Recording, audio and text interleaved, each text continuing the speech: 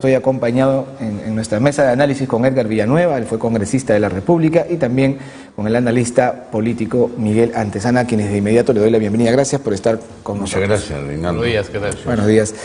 Bueno, nosotros lo pusimos aquí en la mesa de debate en cuanto apareció la propuesta del presidente el 28 de julio. ¿Es la manera de acabar con la crisis o, a juzgar por lo que viene sucediendo, ha agudizado aún más la crisis y la polarización en el país?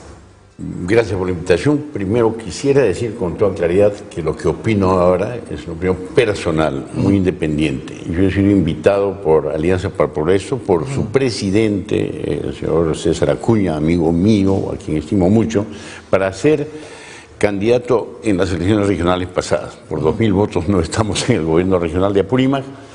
Yo agradezco esa invitación. Sin embargo, tú puedes notar, y todos podemos notar, que hay una serie de contradicciones incluso en las versiones respecto al tema del adelanto de elecciones. Ha habido una decisión de Alianza para el Progreso en el sentido de que están de acuerdo con el adelanto de elecciones siempre que sea por 2 votaciones de 87 votos cada uno, es decir, 2 legislaturas sucesivas. Con una mayoría que sería más rápido, mucho mejor, y para evitar gastos. Y muy poco probable. Es muy poco probable además, pero sin embargo ya he escuchado a algunos miembros del Congreso de Alianza para el Progreso que están en contra del adelanto de elecciones. Espero que esto se dilucide en el partido.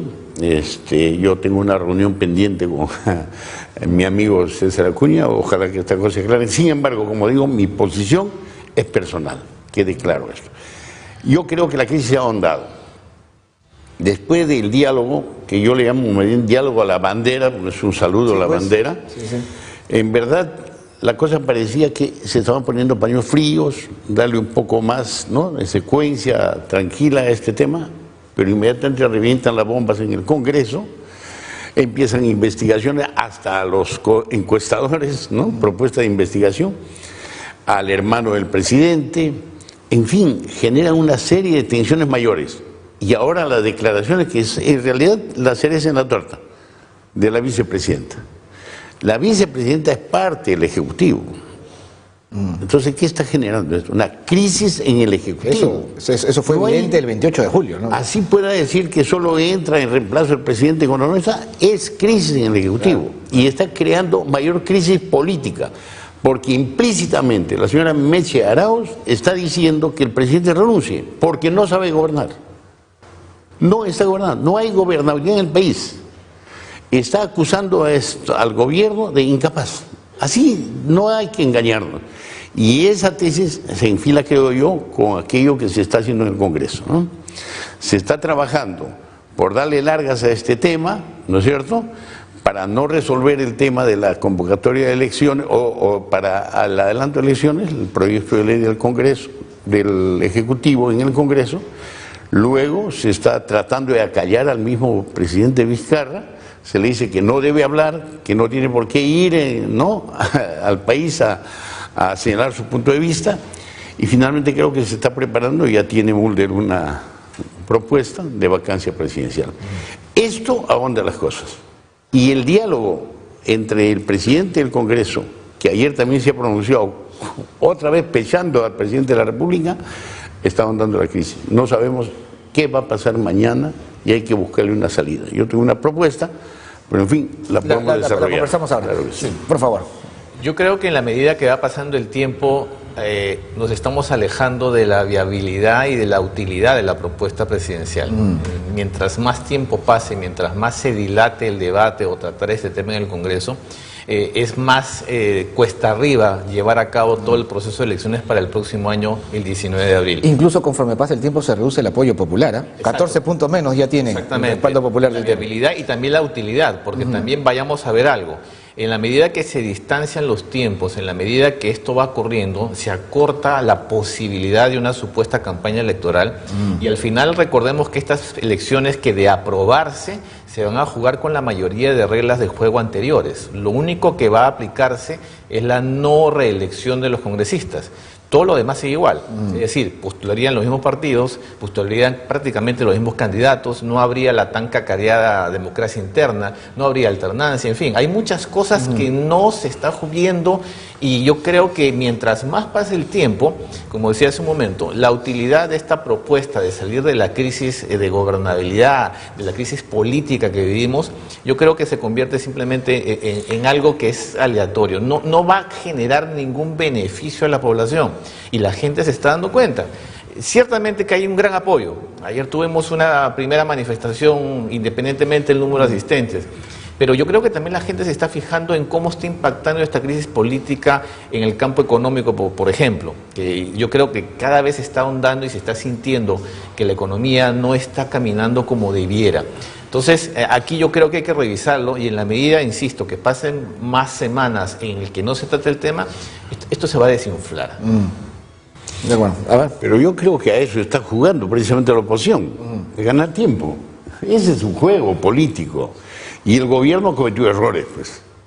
Empezando por del tema de Tía María, el presidente cometió un gravísimo error al embrollarse en un tema, al querer jugar con ambos bandos, con empresarios y con los manifestantes. Ahora, parece que es el modus operandi del presidente. Pero a mí me parece un gravísimo error.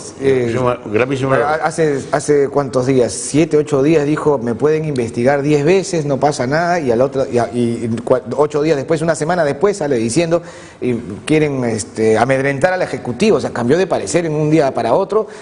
Yo creo que ese es el modus operandi del presidente. Yo creo que el gobierno en general está cometiendo gravísimos errores. Le falta expertise político. ¿Y qué es lo que pasa? Como dice acá el amigo, la manifestación de ayer no fue en realidad un moco de pavo, ¿eh? Estuvo bien, fue fuerte, sin embargo no era lo suficiente. ¿Y sabe por qué? Porque esta situación del manejo político inadecuado del gobierno ha generado dudas en la población. Está a la expectativa, está en contra del Congreso, eso no se puede negar, quiere que se vaya el Congreso, pero ahora también quiere que se vayan todos, que se vaya también el gobierno, porque el gobierno tampoco le está asegurando nada. Mira, yo quisiera señalar lo siguiente, el impacto, por ejemplo, en provincias respecto a movilizaciones es menor. Acabo de estar en Apurímac, en Cotabambas, en Grau, en Abancay, en Andahuaylas. ¿Qué sucede? A mí me causó una enorme sorpresa que comuneros campesinos de Cotabambas, por ejemplo, hoy estén preocupados por la situación política nacional. No se movilizan, pero están preocupados por la crisis. ¿Sabe por qué? Porque en Cotabambas ya hay inversiones. Y el Estado está haciendo buenas inversiones a pedido y exigencia y por la lucha del pueblo que alguna vez comentamos. Los paros en Cotabambas, en Las Bambas, etcétera. Ahora hay cerca de 90 proyectos, 40 en ejecución.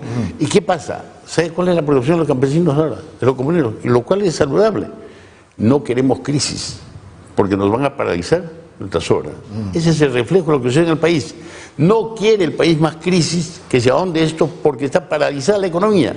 Pero vemos un gobierno central que profundiza la crisis y la paralización, ¿no? Y es verdad, usted empezaba diciendo, quieren callar al presidente para que no vaya... Bueno, el presidente está en campaña, inaugurando trochas, y no creo que necesite del Congreso...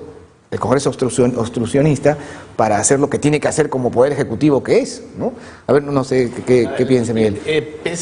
Recordemos que Martín Vizcarra asume la presidencia reemplazando a PPK, es decir, él no tenía, yo supongo, la más mínima idea de que iba a llegar a ser presidente. Sí, porque algunos lo denuncian incluso de que estuvo ahí manejando hilos, y conversando con parlamentarios para la salida de PPK. Por lo menos Mecha Arauz, por lo menos Mecha Arauz lo está haciendo frontalmente y está diciendo, señor Vizcarra, usted váyase, que nosotros acá queremos trabajar. Pero el señor Vizcarra, a su estilo, calladito, queriendo quedar bien con todos, ¿no? Parece que él quiso ser presidente. Ahí hay muchas historias que van como quiere ahora Mecha Arauz, porque por eso le digo. No lo sabremos, porque también si vamos también a lo que pasó, recordemos que lo metieron en la congeladora y lo mandaron para la embajada de Canadá. No, pero permíteme, en este caso, y salió de ahí. Permíteme, en este caso, ya el APRA la ha lanzado a Messi. Y el Fujimorismo ha dicho que me parece muy bien que asuma la presidencia. Están pidiendo la renuncia del presidente. Entonces, esta es una crisis de dos. Yo sostengo lo siguiente. Una crisis en las alturas. Esta crisis del fujimorismo desde que perdió la campaña presidencial la declaró. O sea, la gran estrategia desde que asumió el Congreso y asumió PPK la presidencia fue simplemente entorpecer el gobierno, fue hacerlo ver. Eso es evidente. Eso es evidente. Claro, o sea, esta crisis no es de ahorita. Esta crisis viene viene desde el 28 de julio del 2016. Entonces, tampoco hay que creer de que todo esto de culpa de Vizcarra. Hay que ponerlo en su lugar. Claro Ahora, cuando él asume la presidencia, ciertamente no estaba preparado para ser presidente, y desde ese momento en el que se rodea de asesores que lo mandan para el lado estrictamente político, recordemos que él solamente ha lanzado medidas políticas. Él al comienzo, su primer gran discurso cuando asume en marzo fue la lucha contra la corrupción. En el 28 de julio del 2018, ¿no?, que fue su primer discurso presidencial, se lanza con las primeras reformas constitucionales. Sí. Pasa toda la mitad del año 2018, empezamos de nuevo, entonces sí comienza de nuevo a generarse otro caldo de cultivo y tenemos otro mensaje político el 28 de julio del 2019. Pero fíjate, si vemos por el lado de estadista de Martín Vizcarra, no lo vemos.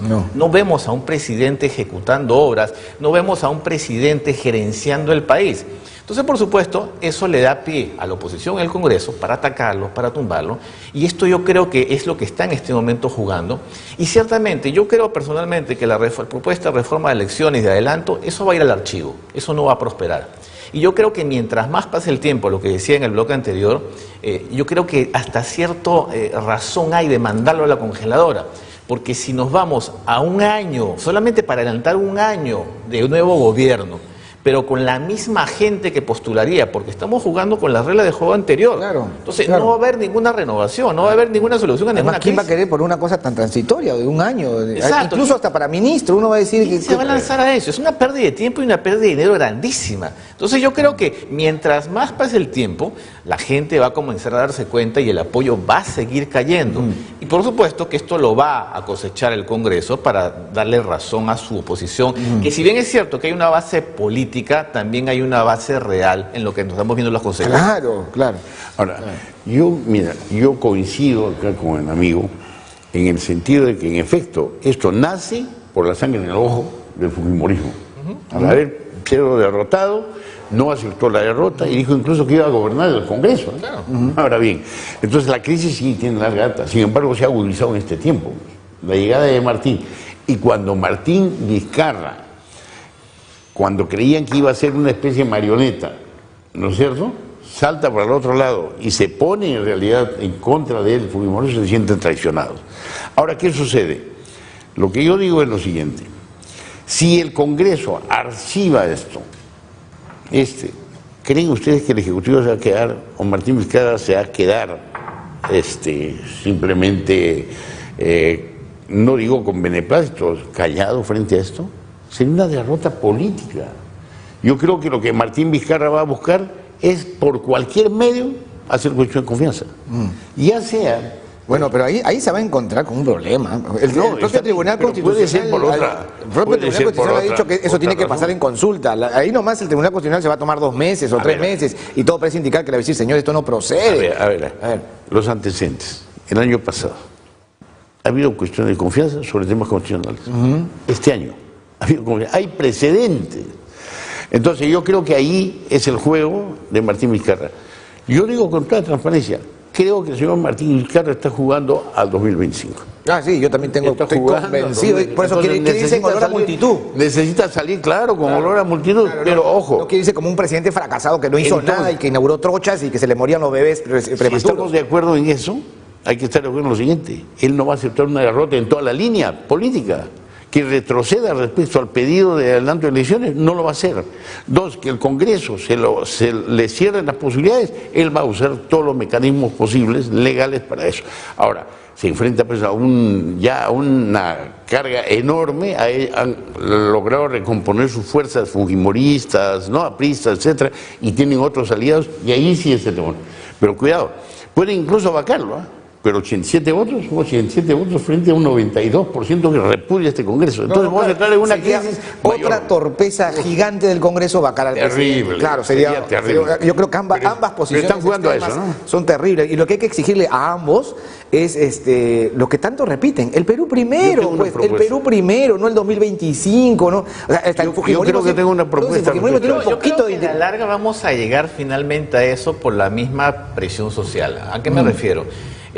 Vizcarra, yo ahí sí discrepo un poco. Yo no creo tanto que sea una jugada de Vizcarra, más es jugada de la gente que lo rodea. ¿Cómo?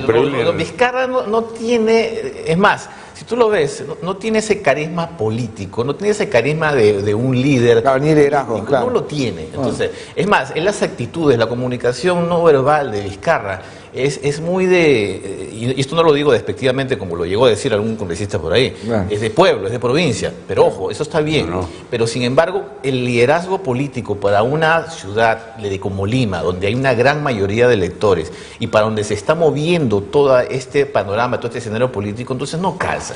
¿Qué pasa? Que él va a tener que de alguna manera transar con el Congreso.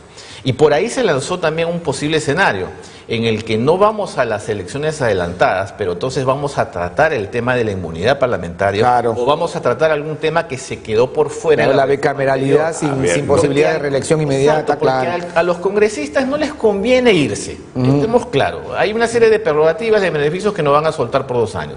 Segundo, al país tampoco le conviene tener un nuevo Congreso por 1 año, Claro. es un absurdo. Claro. Segundo, no vamos a tener tampoco a un posible presidente nuevo que venga precisamente de esta cantera que estamos criticando de los políticos tradicionales.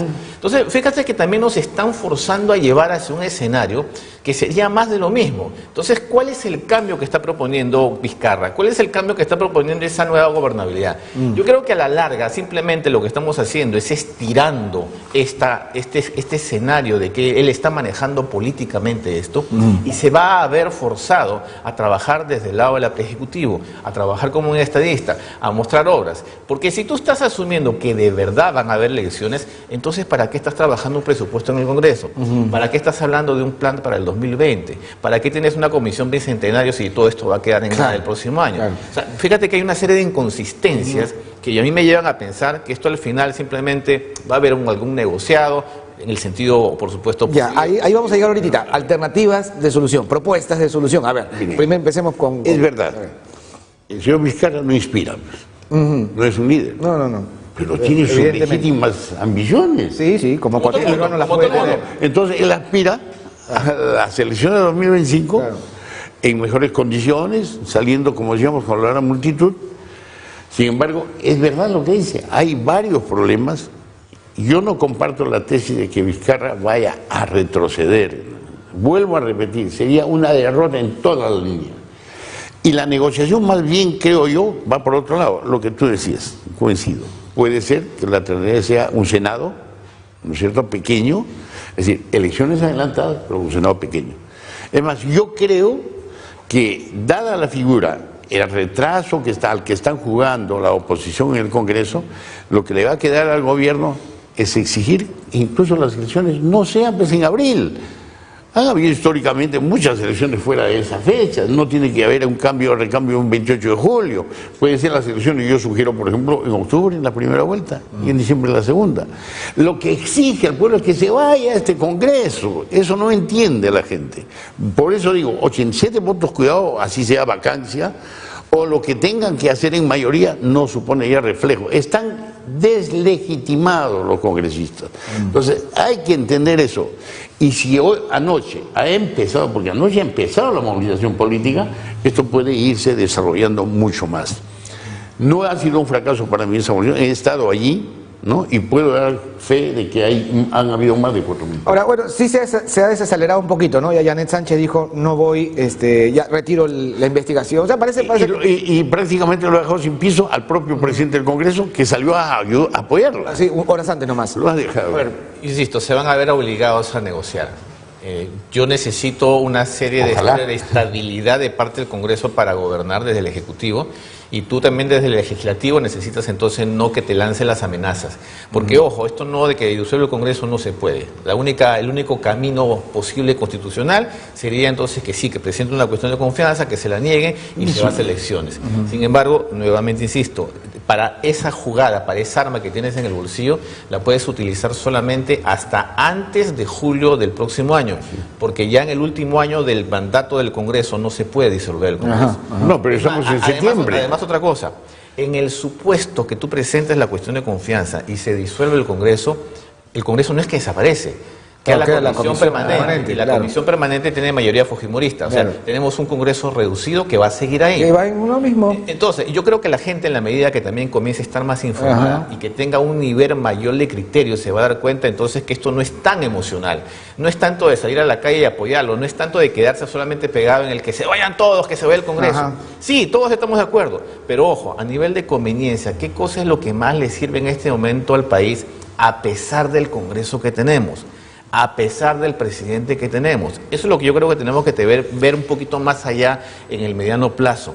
Porque tenemos 2 años, Reinaldo, que adelantamos 1 año. Y después, como dice el señor Villanueva, no, lo adelantemos entonces en octubre del próximo año. Entonces, adelantamos 6 meses. ¿Vale la pena No gastar tiene mucho sentido. 700 millones de soles por Nos 6 ha ganado meses la hora. del Sí, gobierno? Solo 30 segundos. 30 segundos porque nos A han ganado mí la hora, me por favor. parece que lo mejor sería que se junten, resuelvan el problema y, como bien dice el amigo Antesana, ¿no?, se busque una salida de ese tipo. Sin embargo, miren ustedes, acaba de haber el diálogo entre los dos presidentes del Congreso y el Ejecutivo e inmediatamente empiezan a petardear desde el Congreso. Entonces, ¿creen ustedes que va a cambiar de conducta el fujimorismo? Yo, francamente, Yo creo que si al no lo fujimorismo le queda un poco de sensatez, tiene que cambiar de conducta en este plazo que Ojalá. le quede, Vamos porque a tienen ver. que ellos también mirar a las próximas elecciones, y si siguen así... Y tendría que ver al pueblo, ¿no? Claro, Porque el pueblo está a eso pidiendo voy. que se vayan. A eso voy, Que a se eso vayan voy. los dos, Muchísimas que se vayan gracias. los dos. Gracias por haber estado con Gracias, nosotros. Agradecemos a Edgar Villanueva, es congresista, y también a Miguel Antesana, analista político.